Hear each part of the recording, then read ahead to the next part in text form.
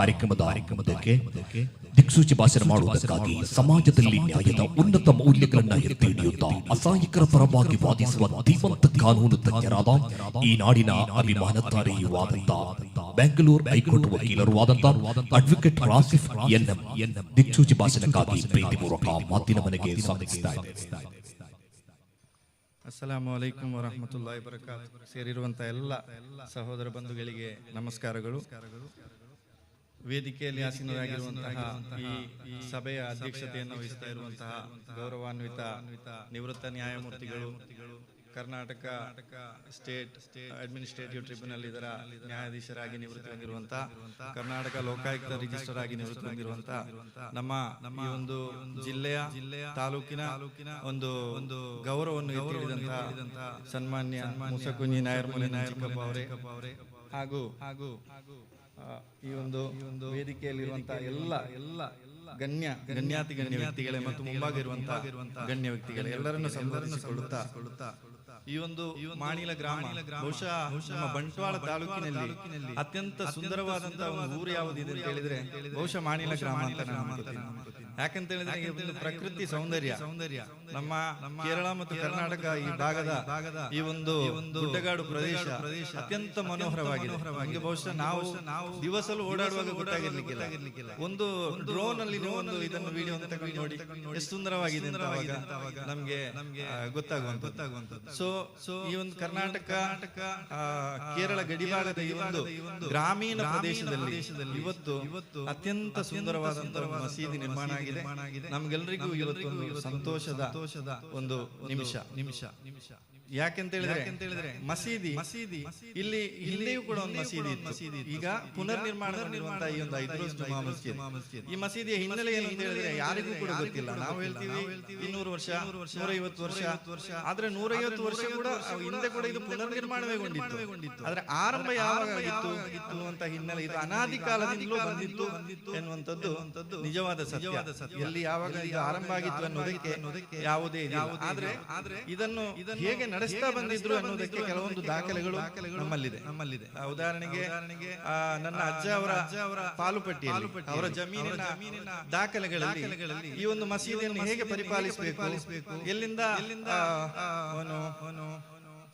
ಅಲ್ಲಿಗೆ ಅಕ್ಕಿಯನ್ನು ಕೊಡಬೇಕು ಕೆಲವಂತ ದಾಖಲೆಗಳು, ಐತಿಹಾಸಿಕ ದಾಖಲೆಗಳು ಸಿಗ್ತದೆ.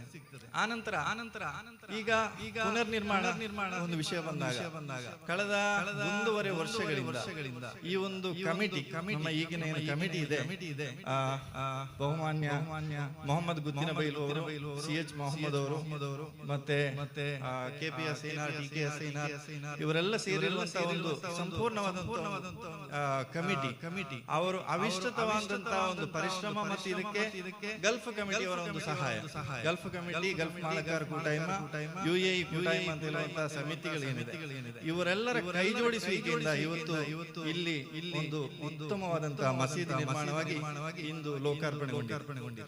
ಈ ಮಸೀದಿ ಅಂತ ಹೇಳುವಾಗ ಇದು ಕೇವಲ ಆರಾಧನೆಗೆ ಮಾತ್ರ ಸೀಮಿತವ? ಮಸೀದಿ ಹಿಂದೆ ಹೇಗಿತ್ತು? ಪ್ರವಾದಿ ಕಾಲದಲ್ಲಿ ಮಸೀದಿಗಳು ಅದು ಒಂದು ಜನಾಂಗದ ಒಂದು ಕೇಂದ್ರ ಆಗಿರಲಿಲ್ಲ, ಅದು ಎಲ್ಲ ಒಂದು ಸಮುದಾಯದ ಒಂದು ಸೇವಾ ಕೇಂದ್ರವಾಗಿತ್ತು ಅನ್ನುವಂಥದ್ದನ್ನು ನಾವು ಗಮನಿಸಬೇಕು. ಯಾವುದೇ ಆ ಊರಿನಲ್ಲಿ ಯಾವುದೇ ಒಂದು ವಿಷಯಕ್ಕೂ ಕೂಡ ಆ ಒಂದು ಮಸೀದಿಯಲ್ಲಿ ಬಂದು ಪರಿಹಾರವನ್ನು ಪಡೆಯುವಂಥ ಒಂದು ವ್ಯವಸ್ಥೆ ಅಲ್ಲಿತ್ತು. ಹೇಗೆ ಅಂತ ಹೇಳಿದರೆ ಬೈತುಲ್ ಮಾಲ್ ಅಂತ ಹೇಳುವಂಥ ಒಂದು ವ್ಯವಸ್ಥೆ ಏನು, ನಮ್ಮಲ್ಲಿ ಜಕಾತ್ ಅಂತ ಹೇಳುವಂಥದ್ದು ಕಡ್ಡಾಯ ಇದೆ ಮುಸಲ್ಮಾನರಿಗೆ. ಆ ಜಕಾತನ್ನು ಪ್ರತಿ ವರ್ಷ ಸ್ಪಷ್ಟವಾಗಿ ಲೆಕ್ಕ ಹಾಕಿ ಅದನ್ನು ಕ್ರೋಢೀಕರಿಸಿ ಅದನ್ನೊಂದು ಬೈತುಲ್ ಮಾಲ್ ಅಂತೇಳಿ ಕ್ರಿಯೇಟ್ ಮಾಡ್ತಾ ಇದ್ರು. ಆ ಕ್ರಿಯೇಟ್ ಮಾಡಿದ ಬೈತುಲ್ ಮಾಲ್ಗೆ ಒಬ್ಬ ಜವಾಬ್ದಾರರು ಇರ್ತಾ ಇದ್ರು.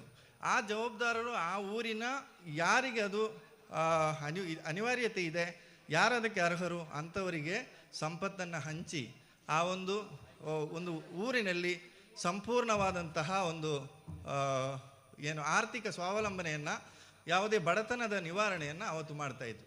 ಆದರೆ ಇವತ್ತು ನಮ್ಮಲ್ಲಿ ಆ ಒಂದು ಇದು ಬದಲಾಗ್ತಾ ಹೋಗಿದೆ. ಇವತ್ತೊಂದು ಆವಂಥ ಪರಿಸ್ಥಿತಿಯೇ ಇಲ್ಲ.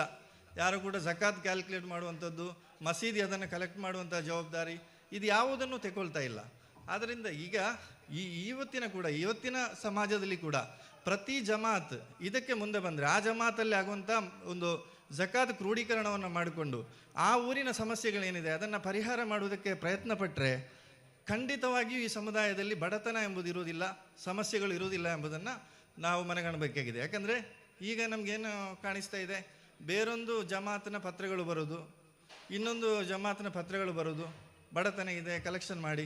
ಇದು ನಮ್ಮಲ್ಲಿ ಸಂಪೂರ್ಣವಾಗಿ ತೊಡೆದಾಕಬೇಕಂದ್ರೆ ಈ ಇಸ್ಲಾಂನ ಸಿಸ್ಟಮ್ಯಾಟಿಕ್ ಆದಂಥ ಏನು ಝಕಾತ್ ವ್ಯವಸ್ಥೆ ಇದೆ ಅದನ್ನು ನೀವು ಪುನರ್ ತಂದರೆ ಇದು ಪರಿಹಾರ ಆಗುತ್ತೆ ಅಂತ ಹೇಳುವಂಥದ್ದು ಸ್ಪಷ್ಟವಾಗಿ ಹೇಳಲಿಕ್ಕೆ ಸಾಧ್ಯ ಇದೆ. ಹಾಗೆ ಮಸೀದಿಗಳು ಅದು ಮಾತ್ರ ಆಗಿದ್ವಾ? ಈಗ ಸ್ವಾತಂತ್ರ್ಯ ಹೋರಾಟ ಕಾಲದಲ್ಲಿ, ನಮ್ಮ ದೇಶದ ಸ್ವಾತಂತ್ರ್ಯ ಹೋರಾಟದ ಸಂದರ್ಭದಲ್ಲಿ ಮಸೀದಿಗಳು ಸ್ವಾತಂತ್ರ್ಯ ಹೋರಾಟದ ಕೇಂದ್ರಗಳಾಗಿತ್ತು. ಮಸೀದಿಗಳು ಸ್ವಾತಂತ್ರ್ಯ ಹೋರಾಟದ ಕೇಂದ್ರಗಳಾಗಿತ್ತು ಎನ್ನುವುದಕ್ಕೆ ಬಹಳಷ್ಟು ಸಾಕ್ಷಿಗಳಿವೆ.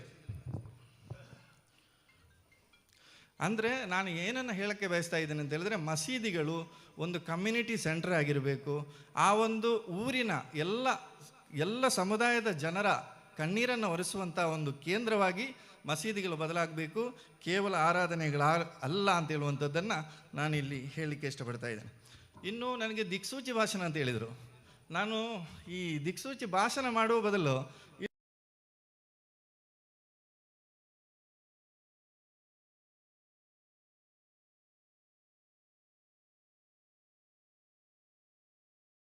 ಪರಂಪರೆ ಏನಿದೆ ಆ ಪರಂಪರೆಯೇ ನಮಗೆ ದಿಕ್ಸೂಚಿ. ಯಾಕಂತ ಹೇಳಿದ್ರೆ, ನಾನು ಹೈಸ್ಕೂಲಲ್ಲಿರುವಂಥ ಸಂದರ್ಭದಲ್ಲಿ Gajanana arts and sports club ಅಂತ ಇತ್ತು.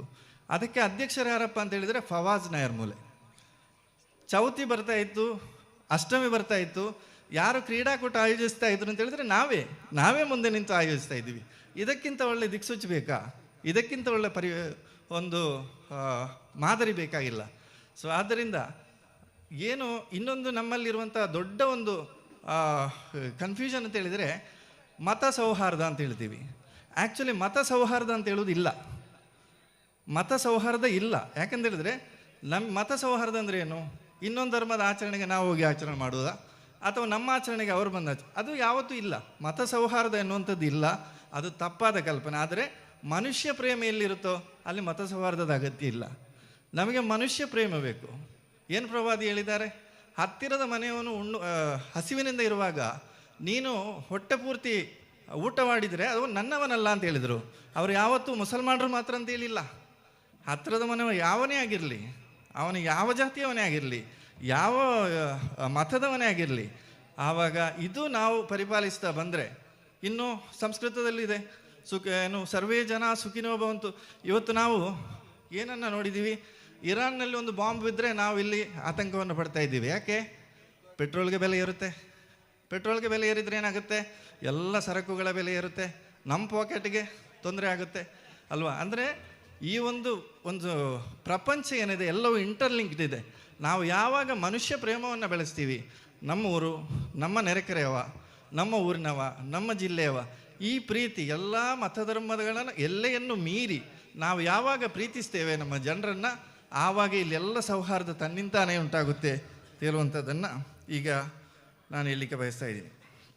ಆನಂತರ ಈಗ ಈ ಒಂದು ಸಂದರ್ಭವನ್ನು ನಾನು ಕೆಲವೊಂದು ಈಗ ಸಮಾಜದಲ್ಲಿ ಹೊಸತಾಗಿ ಬರ್ತಾ ಇರುವಂತಹ ಒಂದು ಕಾನೂನಿನ ವಿಷಯಗಳ ಬಗ್ಗೆ ಸ್ವಲ್ಪ ನಿಮ್ಮ ಗಮನವನ್ನು ಸೆಳಲಿಕ್ಕೆ ಇಷ್ಟಪಡ್ತಾ ಇದ್ದೇನೆ. ಇತ್ತೀಚೆಗೆ ಸೈಬರ್ ಕ್ರೈಮ್ ಹೆಚ್ಚಾಗ್ತಾ ಇದೆ. ನೀವು ನೋಡಿರ್ಬೋದು, ಎಲ್ಲಿ ಹೋದರೂ ಕೂಡ ಸೆನ್ ಪೊಲೀಸ್ ಸ್ಟೇಷನ್ ಅಂತ ಕಾಣಿಸ್ತಾ ಇದ್ದೀವಿ. CEN ಅಂದರೆ ಸೈಬರ್ ಕ್ರೈಮ್ ಇವಾಗ ಜಾಸ್ತಿ ಆಗ್ತಾ ಇದೆ. ಏನು ಮಾಡ್ತಾ ಇದ್ದಾರೆ? ನನ್ನ ತುಂಬ ಫ್ರೆಂಡು, ನನ್ನ ಹತ್ತಿರದ ಫ್ರೆಂಡ್ ಅಂತೇಳಿ ಅವನು ಏನು ಹೇಳ್ತಾನೆ, ನನಗೆ ಟ್ಯಾಕ್ಸಿಗೆ ಪ್ರಾಬ್ಲಮ್ ಆಗುತ್ತಪ್ಪ, ನಿನ್ನ ಅಕೌಂಟ್ಗೆ ಸ್ವಲ್ಪ ದುಡ್ಡು ಹಾಕ್ಬಿಡ್ತಾರೆ, ನಾಳೆ ತೆಗೆದು ಕೊಟ್ಬಿಡು ಅಂತ ಹೇಳ್ತಾರೆ ಅಲ್ವಾ? ಅದು ಬಹುಶಃ ನೀವು ಅದರಲ್ಲಿ ಎಲ್ಲಿ ಎಡವ್ತೀರಿ? ಅವನು ಕಳಿಸುವಂಥ ದುಡ್ಡು ಯಾರದ್ದೂ ಹ್ಯಾಕ್ ಮಾಡಿದ ಅಕೌಂಟಿಂದ ಇರುತ್ತೆ. ಇಂಥ ಕೇಸ್ಗಳು ತುಂಬ ಬರ್ತಾ ಇವೆ. ಆದ್ದರಿಂದ ನೀವು ಜಾಗೃತಿ ಆಗು. ಗ್ರಾಮೀಣ ಪ್ರದೇಶದಲ್ಲಿ ಇನ್ನೂ ಹೆಚ್ಚು ಜಾಗೃತಿ ಆಗಬೇಕು. ಯಾಕಂತ ಹೇಳಿದ್ರೆ ಇಲ್ಲಿ ಸ್ವಲ್ಪ ಮುಗ್ಧರು ಇರ್ತಾರೆ, ಗ್ರಾಮೀಣ ಪ್ರದೇಶದಲ್ಲಿ ಮುಗ್ಧರು ಜಾಸ್ತಿ ಇರ್ತಾರೆ. ಆವಾಗ ಅವರನ್ನು ವಂಚಿಸುವುದಕ್ಕೆ ಬಹಳ ಈಸಿ ಆಗುತ್ತೆ. ಆದ್ದರಿಂದ ಸೈಬರ್ ಕ್ರೈಮು, ಡಿಜಿಟಲ್ ಅರೆಸ್ಟು, ಇವುಗಳ ಬಗ್ಗೆ ನೀವು ಯಾವತ್ತೂ ಜಾಗೃತರಾಗಿರಬೇಕು ಮತ್ತು ಆ ಒಂದು ಇದಕ್ಕೆ ಬಲಿ ಬೀಳಬಾರದು. ಹಾಗೆ ಮುಖ್ಯವಾದಂಥ ದಿಕ್ಸೂಚಿ ಅಂತ ಹೇಳಿದರೆ no drugs, yes to education. ನಿಮ್ಮ ಮಕ್ಕಳಿಗೆ ನೀವು ವಿದ್ಯಾಭ್ಯಾಸವನ್ನು ಕೊಡಿ, ಅದಕ್ಕೆ ಕೊಡುವಷ್ಟು ಮಹತ್ವ ಬೇರೆ ಯಾವುದಕ್ಕೂ ನೀವು ಕೊಡಬೇಡಿ. ನಿಮ್ಮ ಮಕ್ಕಳಿಗೆ ಎಜುಕೇಷನನ್ನು ಕೊಡಿ, ಯಾವ ಕಾರಣಕ್ಕೂ ಡ್ರಗ್ಸ್ನ ಒಂದು ಹತ್ತಿರಕ್ಕೂ ಸುಳಿಯದಂತೆ ನೋಡ್ಕೊಳ್ಳಿ.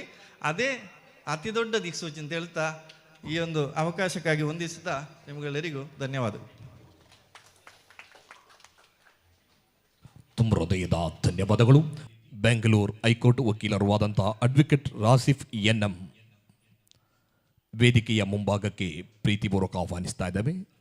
ಈ ನಾಡಿನ ಅಭಿಮಾನ ತಾರೆ ಬೆಂಗಳೂರು ಹೈಕೋರ್ಟ್ ವಕೀಲರು ಆದಂತಹ ಅಡ್ವೊಕೇಟ್ ರಾಸಿಫ್ ಎನ್ಎಂ ರವರನ್ನು ಪ್ರೀತಿಪೂರ್ವಕ ವೇದಿಕೆಯತ್ತ ಆಹ್ವಾನಿಸ್ತಾ ಇವರಿಗೆ ಸ್ಮರಣಿಕೆಯನ್ನು ಕೊಡುವುದಕ್ಕಾಗಿ ಯುಎ ಕಮಿಟಿ ಲತೀಫ್ ಕೆಪಿ ರವರು ವೇದಿಕೆಯಲ್ಲಿ ರಾಸಿಫ್ ಎನ್ಎಂ ರವರಿಗೆ ಸ್ಮರಣಿಕೆಯನ್ನು ಕೊಟ್ಟು ವೇದಿಕೆಯಲ್ಲಿ ಸನ್ಮಾನಿಸ್ತಾ ಇದ್ದಾರೆ.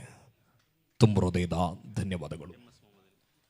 ಅದೇ ರೀತಿ ಕೆಪಿಸಿಸಿ ಪ್ರಧಾನ ಕಾರ್ಯದರ್ಶಿಗಳು ಆದ ಜನಾಬ್